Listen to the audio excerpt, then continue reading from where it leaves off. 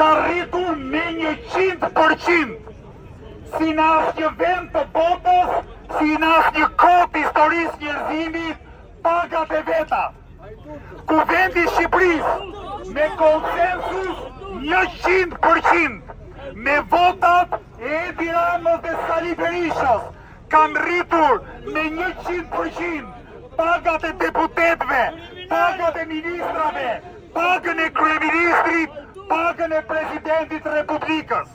Ky parlament që rriti 100% rrogat e veta, në tetor, qeveria që ka dalë nga ky parlament i ka rritur pensionet këtë vit 2.5%, 10 2.4%, një vit të parë 2 apo 3%.